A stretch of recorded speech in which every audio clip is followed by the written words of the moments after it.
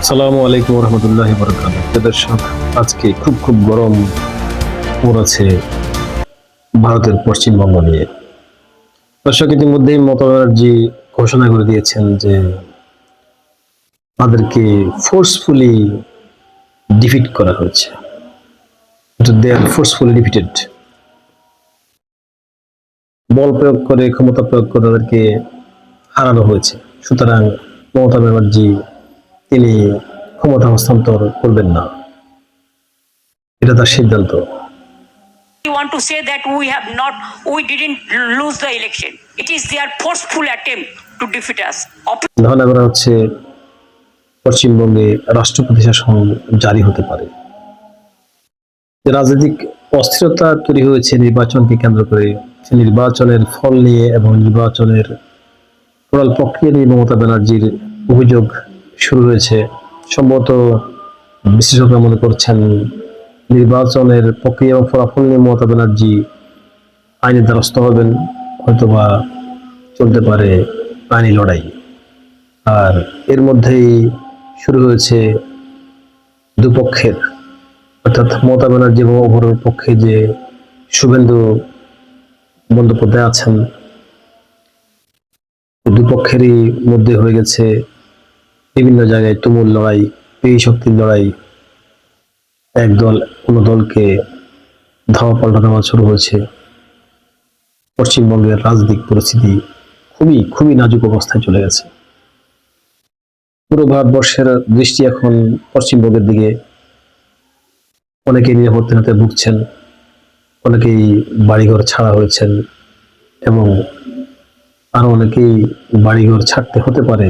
এ ধরনের পরিস্থিতি বিরাজ করছে পশ্চিমবঙ্গে।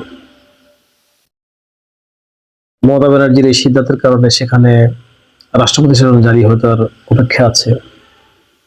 ভারতের নিয়ম মাফিক, অর্থাৎ আইনিভাবে যে দল হেরে যাবে 24 ঘন্টার মধ্যে কিন্তু তারা পদত্যাগ করে সেখান থেকে সরে আসার কথা।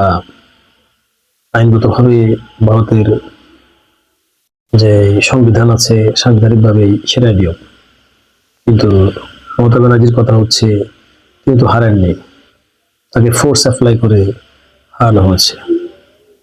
দর্শক, আপনাদের জন্য মমতা ব্যানার্জির এই কথাটা আমরা একটু জাস্ট আপনাদেরকে দেখাচ্ছি, আপনারা সরাসরি তার মুখ থেকে শুনুন। দর্শক, পশ্চিমবঙ্গের বর্তমান আইন পরিস্থিতি নিয়ে কিন্তু পার্শ্ববর্তী রাষ্ট্রগুলি উদ্বিগ্ন, তার মধ্যে বাংলাদেশ অন্যতম। আমরা জানেন যে পশ্চিমবঙ্গের রাজনৈতিক অস্থিরতা বিরাজ করলে সেখানে মানুষের মধ্যে সহিংসতা বাড়বে, আর এই সহিংসতা ছড়িয়ে পড়তে পারে পশ্চিমবঙ্গ সহ ভারতের বিভিন্ন প্রদেশে এবং ভারতের বাইরেও। ভারতের যে প্রতিবেশী রাষ্ট্রগুলি আছে সেখানেও কিন্তু এই সহিংসতার রেশ চলে আসতে পারে বলে অনেকেই ধারণা করছে। দর্শক, আপনারা জানেন যে বাংলাদেশের রাজনৈতিক পরিস্থিতি এবং নির্বাচন নিয়ে ভারতের যে ধরনের এটা মাথা ব্যথা থাকে, সবসময় ভারতের দৃষ্টি থাকে।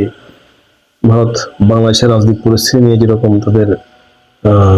তারা যেরকম পরিশ্রম, তারা যেরকম ঘাম ফেলেন, তাদের যেরকম একটা রুটিন ওয়ার্ক, কিন্তু পক্ষান্তরে ভারতের রাজনৈতিক পরিস্থিতি এবং তাদের ইলেকশন নিয়ে বাংলাদেশের কিন্তু এই ধরনের কোনো রুটিন ওয়ার্ক নেই, বা বাংলাদেশের মানুষরা কিন্তু এত বেশিভাবে সেখানে তাদের মেধা এবং তাদের সময় খরচ করেন না। তারপরও বাংলাদেশিদের কিন্তু এত বেশি ইন্টারেস্ট নেই ইন্ডিয়ার অভ্যন্তরীণ রাজনীতির বিষয়ে। এরপরও কিন্তু প্রতিবেশী রাষ্ট্র এবং দক্ষিণ এশিয়ার পরিস্থিতির একটা বিষয় আছে। সেখানে ভারত, পাকিস্তান, বাংলাদেশ, চীন এই সমস্ত দেশের রাজনৈতিক পরিস্থিতির উপরে কিন্তু দক্ষিণ এশিয়ার বিভিন্ন রকমের পরিবেশ পরিস্থিতি নির্ভর করে থাকে।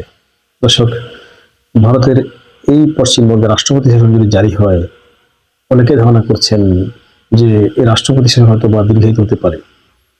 মমতা ব্যানার্জির পদক্ষেপ এবং ক্ষমতাসীন বিজেপির যে পদক্ষেপ, এই পদক্ষেপের উপর নির্ভর করে কিন্তু রাষ্ট্রপতি শাসনের সময়কে দীর্ঘায়িত হবে নাকি হবে না।